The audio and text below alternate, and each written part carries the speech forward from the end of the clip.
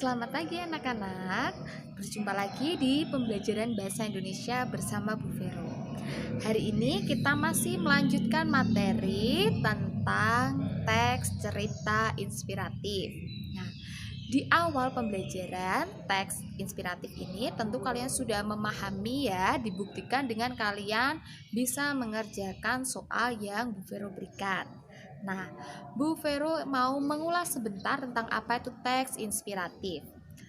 Cerita inspiratif adalah cerita yang bisa membuat orang termotivasi ke arah yang lebih baik. Jadi membangun semangat untuk para pembacanya atau para pendengarnya. Nah, itu tujuan dan pengertian dari teks cerita inspiratif. Hari ini kita melanjutkan materi tentang struktur dan unsur kebahasaan atau kaidah teks cerita inspiratif.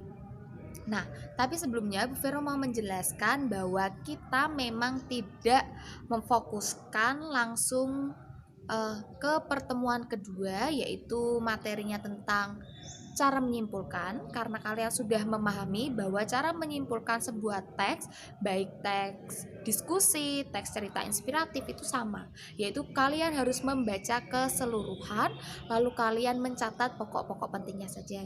Jadi Bu Vero rasa kalian sudah memahami, sehingga Bu Vero langsung masuk pada inti materi yang kedua, yaitu struktur dan unsur kebahasaan. Nah, mari kita pelajari lebih dalam apa itu struktur dan unsur kebahasaan teks cerita inspiratif.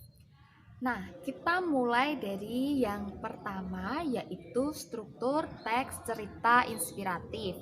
Struktur teks cerita inspiratif itu ada 5. Yang pertama adalah orientasi, yang kedua perumitan peristiwa, yang ketiga adalah komplikasi, yang keempat resolusi, dan yang kelima adalah kode. Nah, 5 struktur tersebut kita akan ulas lebih dalam. Yang pertama adalah orientasi. Orientasi adalah pengantar cerita. Jadi kalian menyajikan awalan atau pengantar cerita. Kalian bisa mendeskripsikan tokohnya dulu. Kalian bisa menyebutkan tempat dan waktunya, atau kalian bisa menuliskan watak dan ciri-ciri dari tokoh. Lalu kalau sudah, kalian melanjutkan ke bagian yang kedua, yaitu perumitan peristiwa. Kalian menuliskan atau kalian bisa mendapati dalam teks ada persoalan yang dihadapi oleh tokoh. Nah, Bu Vero langsung masuk kepada contohnya saja. Misalkan tadi yang pertama ada orientasi. Kalian mengetahui siapa itu Mary Riana? Nah, kita ambil contohnya Mary Riana.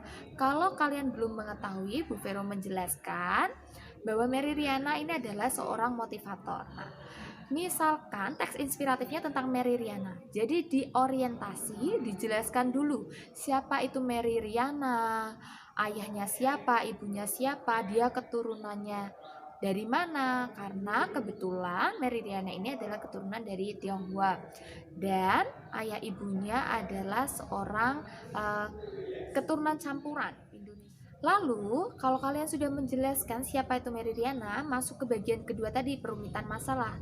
Nah, Mary Riana ini tumbuh ketika sedang adanya krisis di tahun 98. Nah, permasalahannya ini muncul di tahun 98 itu karena krisis, lalu ada rasisme yang timbul, sehingga keluarga Mary Riana ini harus terpisah dan Mary Riana ini harus diungsikan terbang ke rumah tantenya yang ada di Singapura.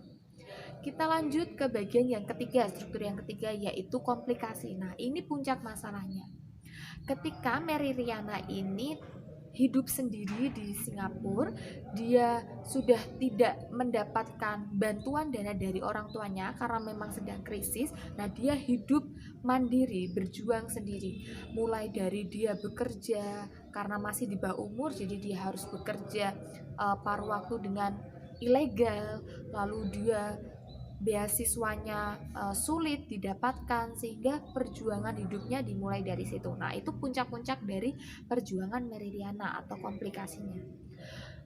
Ketika persoalan itu berlanjut, nah ada peristiwa yang membuat Meridiana ini mulai bangkit dan mendapatkan solusi dari masalah yang didapat. Nah, dia berjuang keras, dia mendapatkan pekerjaan di bidang asuransi seperti itu. Lalu dia mendapatkan klien yang baik. Nah, dia mendapatkan mimpinya, yaitu memperoleh uang dari dia menjual jasanya itu, mendapatkan kliennya itu. Nah, sehingga kehidupannya berangsur membaik. Nah, itu bagian dari resolusi, yaitu ada pereda dari konflik atau penyelesaian masalah. Nah, itu yang dialami oleh Meridiana. Dan yang terakhir, yang kelima adalah koda. Nah, ini koda ini adalah penutup. Misalkan di cerita Meridiana itu, Meridiana sekarang hidup baik, dia menggapai mimpinya, lulus dengan cum laude, dan dia sekarang menjadi motivator karena kisah hidupnya itu menginspirasi. Nah, itu akhiran dari cerita Meridiana atau bisa disebut dengan koda.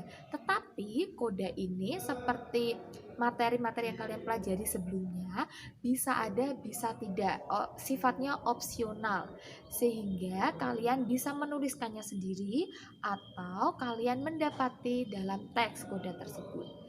Jadi itu tadi 5 struktur cerita inspiratif. Cukup jelas ya? Kalau jelas, kita lanjut ke bagian unsur kebahasaan. Sekarang kita masuk ke bagian yang kedua, yaitu unsur kebahasaan teks cerita inspiratif. Ada 3 unsur kebahasaan. Yang pertama adalah kata sifat, yang kedua adalah kata kerja aksi, dan yang ketiga adalah kalimat deskriptif. Nah, kita ulas yang pertama, yaitu kata sifat. Tentu kalian sudah mengetahui bahwa kata sifat itu yang berkaitan dengan karakter, kualitas, sikap, kuantitas dari seseorang atau dari benda, dari sesuatu. Nah, contoh kata sifat yang terdapat dalam teks inspiratif itu, misalkan kalian menyebutkan bahwa tokohnya itu ramah, penuh perjuangan, tidak mudah menyerah, tekun, ulet. Nah, itu contoh dari kata sifat. Jelas ya? Nah, yang kedua adalah kata kerja aksi. Kata kerja aksi ini kata kerja yang berkaitan dengan melakukan kegiatan, jadi bergerak. Nah, misalkan suka memberi, selalu berusaha belajar dengan maksimal. Nah, misalkan contoh-contoh dari kata kerja aksi seperti itu. Lalu kita lanjut ke yang terakhir, yang ketiga adalah kalimatnya berupa deskriptif atau berupa penjelasan. Tentu di dalam teks cerita inspiratif penuh atau banyak sekali penjelasan-penjelasan, menjelaskan siapa tokohnya, menjelaskan apa yang dilakukan, menjelaskan apa yang diraih. Nah, semua itu, 3 itu termasuk dalam unsur kebahasaan atau bahasa-bahasa kata-kata yang biasa didapati dalam cerita inspiratif. Nah, itu tadi penjelasan dari struktur dan unsur kebahasaan. Cukup jelas ya dan bisa dipahami.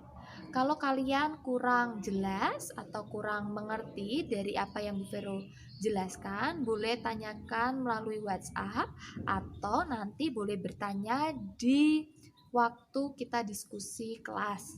Kalian bisa menanyakan apa yang kalian belum pahami. Silakan ketik apa yang ingin kalian tanyakan di kolom komentar. Nah, itu tadi pembelajaran kita hari ini.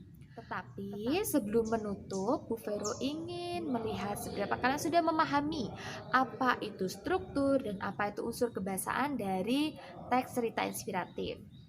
Tugas kalian hari ini adalah menganalisis unsur kebahasaan dan strukturnya. Jangan bosan ya, karena setiap materi memang kita belajar untuk menganalisis. Nah, tugas kalian kali ini berfokus pada struktur dan unsur kebahasaan teks inspiratif. Tugasnya dan aturannya bisa kalian lihat di Google Classroom. Ikuti setiap petunjuk dan kerjakan tugas tepat waktu. Bu Vero akhiri pembelajaran kita hari ini. Selamat pagi, Tuhan memberkati.